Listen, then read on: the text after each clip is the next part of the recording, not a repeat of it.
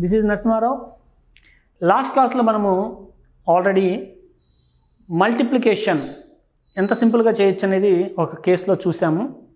ఇప్పుడు ఇంకొక కేస్ మోడల్ని చూద్దాము. సింపుల్గా ఒక నెంబర్ని 11th మల్టిప్లై చేయడం అంటే 11th టేబుల్ వాడకుండా ఎంత నీట్గా చేయొచ్చు, ఎంత ఈజీగా చేయొచ్చు అనేది ఈ వీడియోలో చూద్దాం.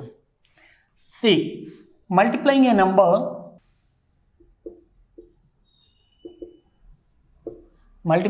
Number into 11.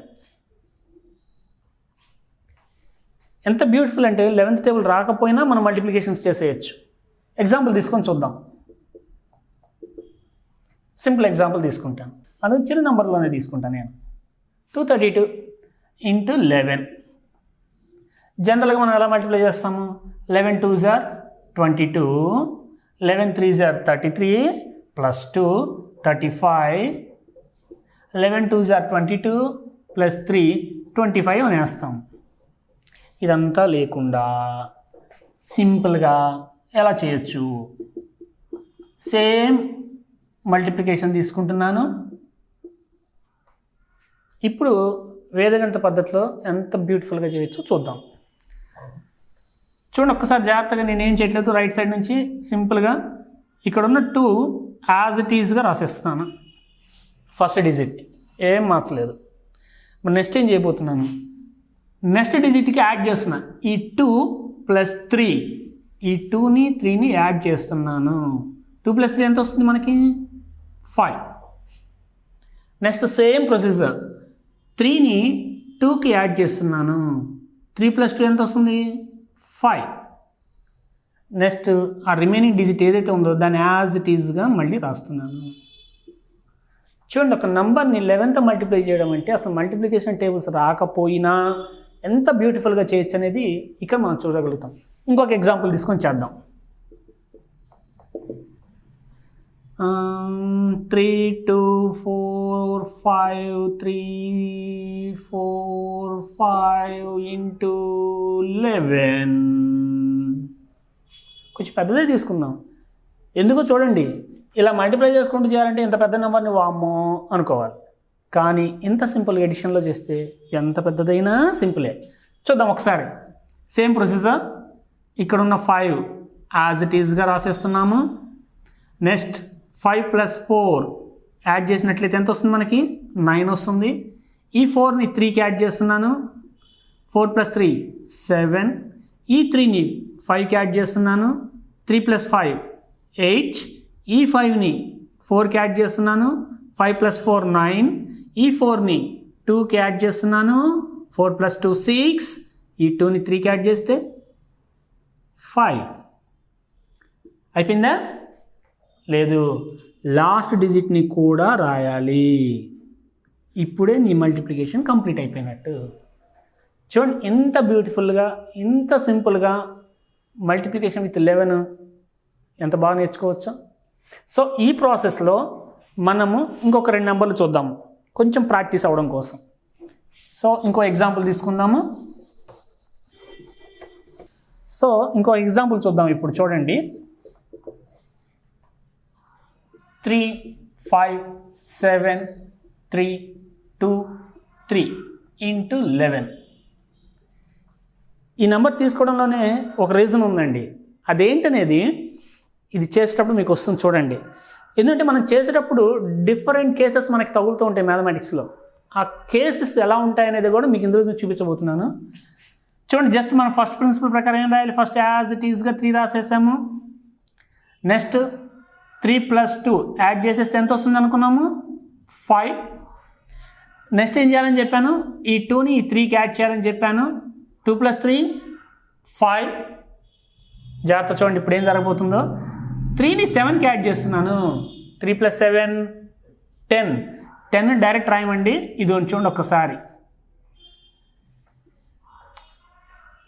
ఎందుకు?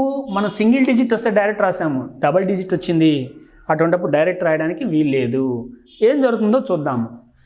7 + 5 12. ఇది కూడా డబల్ డిజిట్ వచ్చేసింది. సో అలా కట్ చేయండి, ఆ నెంబర్ని అలా సపరేట్గా ఉంచండి. 5 + 3 8 అయిపోతుందా? లేదు, ఇదిగోండి 3. నవ్వు చూడండి, ఇక్కడ డబల్ డిజిట్స్ వచ్చాయి. ఇటువంటిప్పుడు క్యారీ ఫార్వర్డ్ అంటాం నెంబర్ని. మనకు కావాల్సింది ప్రతిసారి సింగిల్ డిజిటే కావాలి, ఎక్స్ట్రా డిజిట్ని మనం క్యారీ ఫార్వర్డ్ చేయాలి. సో ఫైనల్ రిజల్ట్ ఇక్కడ చూడండి, 3 5 5 0. ఈ ఎక్స్ట్రా డిజిట్ని క్యారీ ఫార్వర్డ్ చేస్తున్నాను. సో 1 + 2 ఇక్కడ యాడ్ చేస్తాము. ఈ 1ని 2కి యాడ్ చేస్తున్నాను, 3. ఈ 1ని ఇక్కడ క్యారీ ఫార్వర్డ్ చేస్తున్నాను, ఎక్స్ట్రా డిజిట్. మనకు కావాల్సిన సింగిల్ డిజిట్ అని చెప్పాను చాలా క్లియర్గా. సో 1 + 8 9, 3 యాజ్ ఇట్ ఈస్గా వస్తుంది. This is the result. ఈ నెంబర్ని 11th మల్టిప్లై చేస్తే వచ్చే నెంబర్ ఇది. కోర్స్ కొంచెం ప్రాక్టీస్ పెరిగితే ఈ స్టెప్స్ వేయకుండానే క్యారీ ఫార్వర్డ్ చేయొచ్చు. బట్ అది ఎలా చేస్తున్నాం అనేది స్టెప్ వైజ్గా చూపించే ప్రయత్నం ఇది. సేమ్ లాజిక్లో ఇంకొక ఎగ్జాంపుల్ చూద్దాము.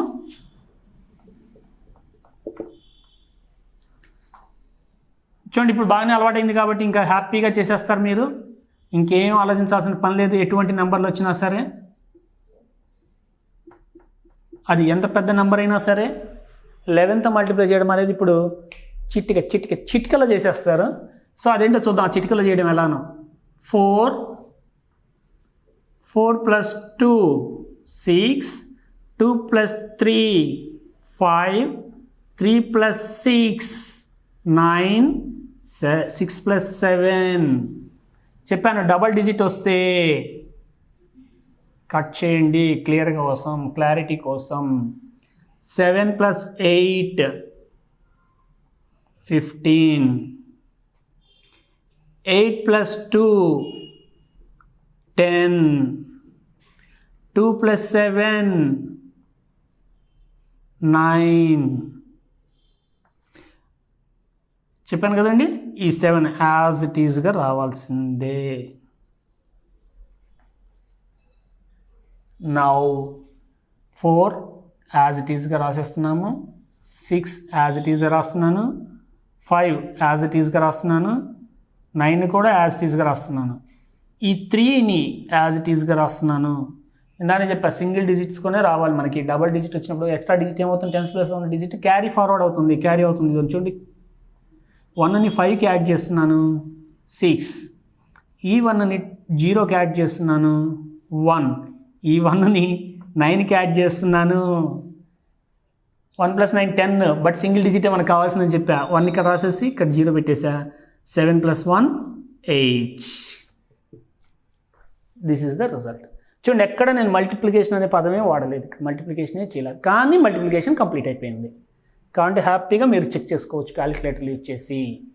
ఇది ఎటువంటి నెంబర్నైనా సరే 11th మల్టిప్లై చేయడానికి ఉన్నటువంటి బ్యూటిఫుల్ టెక్నిక్. సో ఈ టెక్నిక్ మీకు అర్థమైంది కాబట్టి దీని మీద కొంచెం ప్రాక్టీస్ చేద్దాం. కొన్ని నంబర్స్ తీసుకొని ప్రాక్టీస్ చేసినట్లయితే మనకి పర్ఫెక్షన్ పెరుగుతుంది.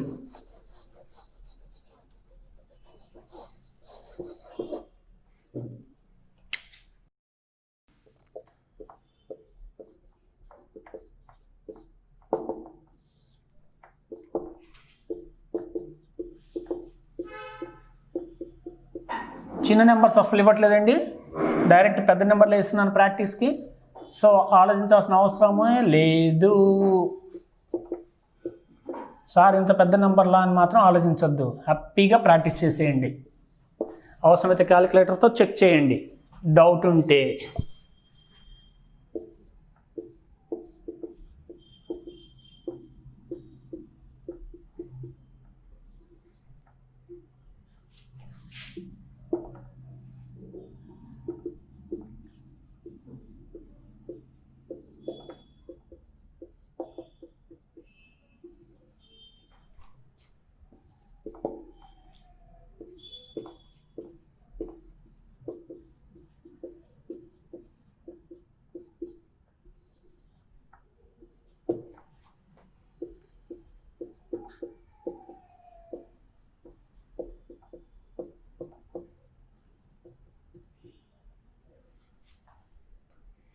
సో ఒక్కసారి కనుక ఈ నెంబర్స్ని తీసుకొని మీరు ప్రాక్టీస్ చేసినట్లయితే ఆటోమేటిక్గా ఈ కాన్సెప్ట్ మీకు ఎప్పటికైనా సరే ఎప్పుడు కావాలంటే అప్పుడు ఈజీగా చేసేలాగా ఉంటుంది.